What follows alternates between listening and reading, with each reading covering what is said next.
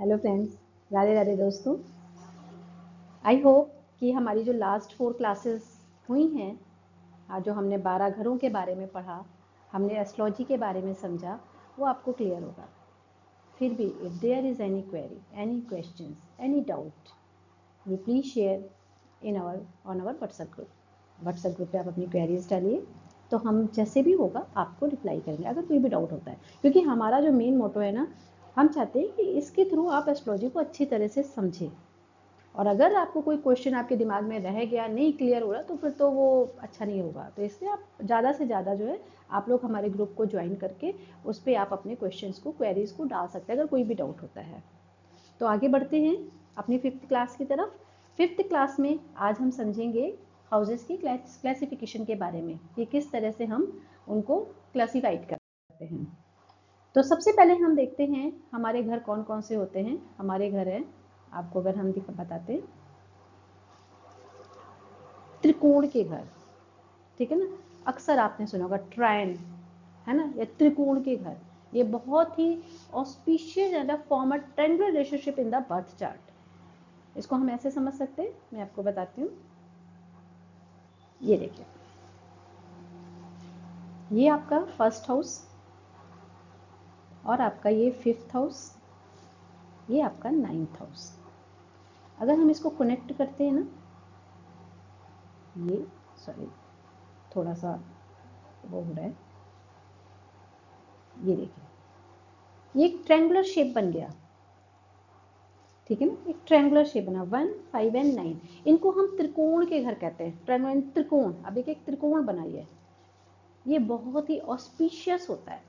इसमें बैठे हुए प्लैनेट आपको अच्छे रिजल्ट देंगे, है ना। जैसे अब आप देखिए ना, आपका खुद का, आप खुद हो गए, बच्चों का घर हो गया, है ना, इजी सोर्स ऑफ इनकम का घर है। 9th हाउस आपके भाग्य का घर हो गया। तो it's a very good triangular, बहुत ही अच्छे घर। 3 ऑस्पिशियस हाउसेस 1, 5, 9, इनको त्रिकोण के घर कहेंगे, ठीक है। इसको धर्मा भी कहते हैं। आप कई सारे त्रिकोण बनते हैं, हम आगे बात करेंगे इसमें। तो ये धर्म का भी है, धर्म त्रिकोण कहते हैं इसको। Righteous purpose and higher wisdom, ठीक है। तो इसको याद रखिएगा कि ये है त्रिकोण का घर हमारे। क्लियर, आगे बढ़ते हैं। 1, 5, 9 त्रिकोण के घर हो गए हमारे। इसके बाद नेक्स्ट कौन सा आता है हमारा, केंद्र के घर, ठीक है। केंद्र के घर, केंद्र के हाउस, केंद्र घर आपने सुना होगा, आप आगे पढ़ोगे बहुत आपके उसमें आएगा केंद्र के घर कौन से होते हैं, त्रिकोण के क्या है ना, इनका बहुत रिजल्ट होता है। तो हमारे कौन से होंगे केंद्र के घर, होंगे हमारे 1, ठीक है, 4, 7 एंड 10। ये होते हैं हमारे केंद्र के घर। आपका केंद्र आ गया ना सारा सेंटर में, ये देखो, है ना, ये और ये आपके होते केंद्र के घर 1, 4, 7, 10। In horoscope, these houses are considered pivotal and highly influential in shaping an individual's life and success. 4th house आपका अपना घर हो गया, 7th हाउस आपके स्पाउस का घर हो गया, आपके पार्टनर, 10th हाउस आपके कर्मास का घर हो गया, 1st हाउस आप खुद हो गए। तो सोच सकते कि आप कितने इंपॉर्टेंट हैं।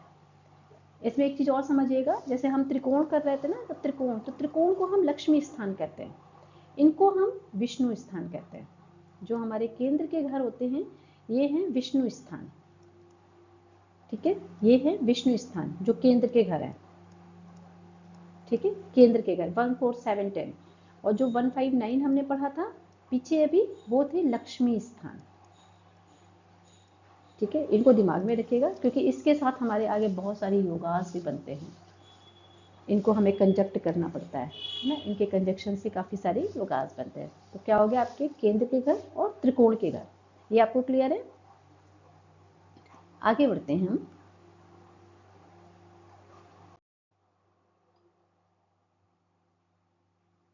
त्रिशडाय, ठीक है।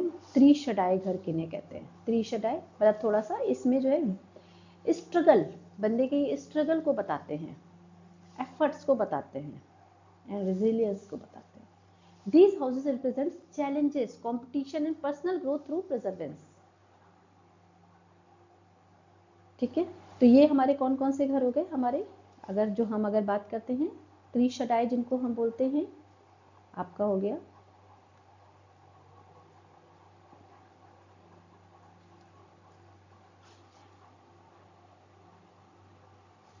ये आपका हो गया 3, 6 और 11, ठीक है। त्रिशदाई, 3 त्रिशद 6 आय यानी कि 11वां घर, हमने बोला था 11वां घर हमारे इनकम को बताता है। त्रिशदाई 3, 6 और 11 जो है हमारे त्रिशदाई घर कहते हैं, इनको याद रखना बहुत जरूरी है।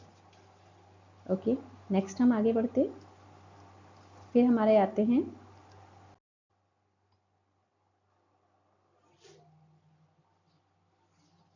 House of transformation.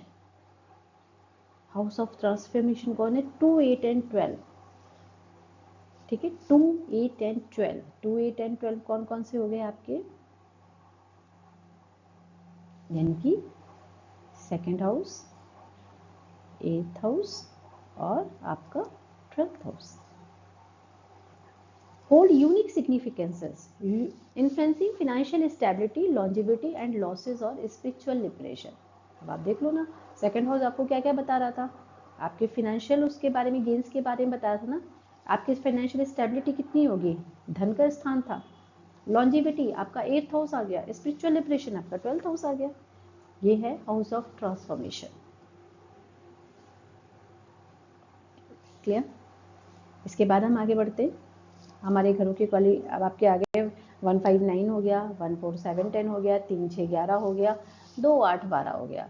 इसके बाद ओके, तो नेक्स्ट हमारे घर हैं जिनके बारे में हम देखेंगे। हाउसेस ऑफ क्लासिफिकेशन में क्या है हमारा? 6, 8 और 12th हाउस, जिसके बारे में हमने जब हम हाउसेस के बारे में बात कर रहे थे तो मैंने आपको बोला भी था कि 6, 8 और 12th हाउस जो होते हैं वो त्रिक भाव कहलाते हैं, या जिनको कि हम थोड़ा चैलेंजिंग हाउसेस होते हैं। 6, 8 एंड योर 12th हाउस, ठीक है। ये आपके चैलेंजिंग हाउसेस होते हैं। जैसे 6th हाउस है आपका, वो आपकी लोगों की बीमारियों के बारे में, इविल्स के बारे में, है ना, जो क्या कहते हैं, डेथ्स हैं, एनिमीज हैं, उनके बारे में बता रहा है। 8th हाउस हमारे मेजर जो क्रॉनिक डिसीजेस हैं, लंबी जो कहते हैं ना बेड रिडन वाली बीमारियां हो गई हमारी, और हमारे जो सीक्रेटिव वेल्थ के बारे में बताता है, हमारी आय के बारे में, आयु के बारे में भी बताता है। ये हो गया। 12th हाउस हमारे मोक्ष के बारे में बता रहा था। तो ये 6, 8, 12 त्रिक भाव में आते हैं, इनको त्रिक भाव कहते हैं। ओके फ्रेंड्स, तो आज की क्लास यहीं पे हम ख़त्म करते हैं। नेक्स्ट क्लास में हम राशियों के बारे में और प्लैनेट्स के बारे में जानेंगे। तब तक के लिए धन्यवाद। Thank you.